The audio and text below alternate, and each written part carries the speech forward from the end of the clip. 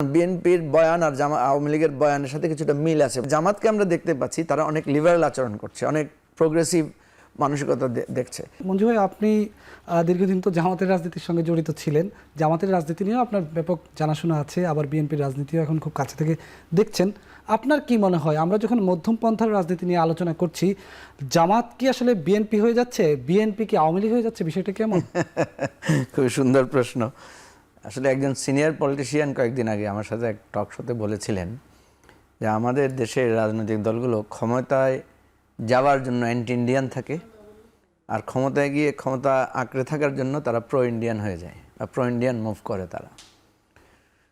তো আসলে ক্ষমতায় গেলে যেটা হয়, ক্ষমতায় গেলে তো মানুষকে ব্যালেন্স করতে হয়, নানা মানে রাষ্ট্র ব্যবস্থাপনার নানা দিকে তাকে ঝুঁকতে হয়। আর ক্ষমতায় গেলে সবসময় একটা তাকে জবাবদিহিতার মধ্যে থাকতে হয়, তার এন্ট্রিটা ইয়ার থাকে। তো আপনি যে প্রশ্নটা করেছেন সেটারও বিষয়টা অনেকটা সেরকম। বিএনপি যখন মনে করছে যে সে ক্ষমতায় চলে যাচ্ছে বা ক্ষমতার কাছাকাছি গিয়েছে, বিএনপি যখন ক্ষমতায় গিয়েছিল আমরা তখন দেখেছি বিএনপি কিন্তু ভারতের সাথে একটা সুসম্পর্ক তৈরি করার চেষ্টা করেছে। বাংলাদেশের রাজনীতিতে যারাই একটু ভারতপন্থী হয়, ভারতমুখী হয়, তাদেরকে সবাই মনে করে যে তারা কিছু লেফট দিকে টার্ন নিয়েছে। আমাদের কিন্তু এই পন্থা টন্থা ভাগ করা খুব কঠিন, কে যে কোন পন্থী।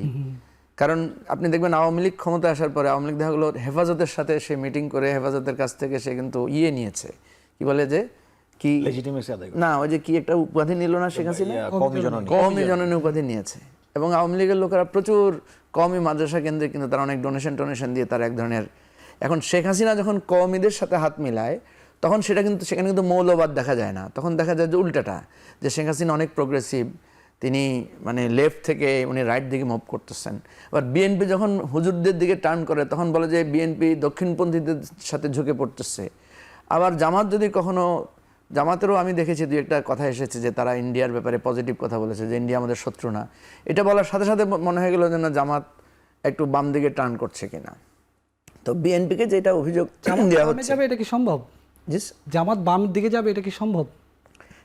না, আমি তো আপনাকে বললাম যে আসলে বাম দিকে যাওয়া তো সম্ভব না, কারণ জামাতের ফিলসফি, জামাতের যেই মানে বই পুস্তক পড়াশোনা, তাদের যে ওরিয়েন্টেশন, তারা সবসময় একটা ইসলামী রাষ্ট্র ধারণা নিয়েই তাদের রাজনীতি।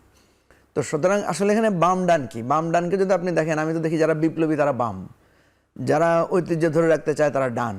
কিন্তু আমাদের এখানে বাম ডান বলতে সেটা বোঝায় না, আমাদের এখানে বোঝায় যে যারা একটু ধর্মের দিকে তারা ডান, যারা একটু প্রগতি, তথাকথিত সকল প্রগতি বা একটু প্রগতিশীল, ধর্মকে একটু গুরুত্ব দেন, তারা বাম। আর মাঝখানে যেটা আমরা দেখি, ধর্মও আছে, প্রগতিও আছে। আপনি নামাজও পড়বেন সুযোগ মতে, যেমন আমি সালাউদ্দিন ভাইকে দেখলাম সেদিন উনি নামাজ পড়তেছেন, ওনার খুব গুণগান দেখালো। আবার উনি গিয়ে হয়তো মানে হিন্দুদের পূজায় গিয়ে একটু হয়তো সহমর্মিতা দেখিয়েছেন, হাতটা তাদের মতো করে, তাদের কালচারের মতো করে হাতটা তুলে একটা মানে আদাব দিয়েছেন। সাথে সাথে সালাউদ্দিন ভাইয়ের টার্ন হয়ে গেল যে উনি নাস্তিক বা উনি বিধর্মীদের দিকে চলে যাচ্ছেন। তা আমাদের এখানে সমস্যা হচ্ছে যে কাউকে যে কোনোভাবে মানে এখনই আপনি ডান হয়ে গেলেন, এখনই আপনি চলে যাচ্ছেন আরেক দিকে, যেটা আপনি বললেন আর কি, যে বিএনপি কি আওয়ামী লীগ হয়ে যাচ্ছে। বিএনপি কেন আওয়ামী লীগ হবে?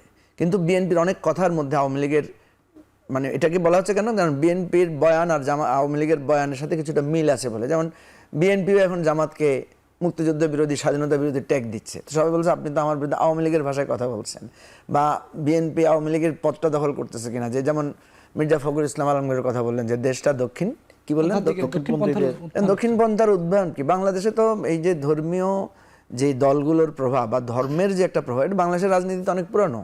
জিয়াউর রহমান মানে সংবিধানে বিসমিল্লাহির রহমানির রহিম যুক্ত করেছেন না, উনি ইসলামী রাজনীতির উপরে, ধর্মীয় রাজনীতির উপরে নিষেধাজ্ঞা প্রত্যাহার করেছেন না। তো তাহলে যদি আপনি বলেন যে ধর্মভিত্তিক রাজনীতির উত্থান ঘটতেছে, তাহলে দক্ষিণপন্থা রাজনীতির উত্থানের জন্য তো জিয়াউর রহমানকে দায়ী করতে হবে। ঠিক একইভাবে আপনি যদি দেখেন যে আপনি বলছেন জামাত কি হয়ে যাচ্ছে, বিএনপি হয়ে যাচ্ছে কিনা, কেন বলছেন সেটা? এই জন্যই বলছেন যে জামাতকে আমরা দেখতে পাচ্ছি তারা অনেক লিবারাল আচরণ করছে, অনেক প্রোগ্রেসিভ মানসিকতা দেখছে।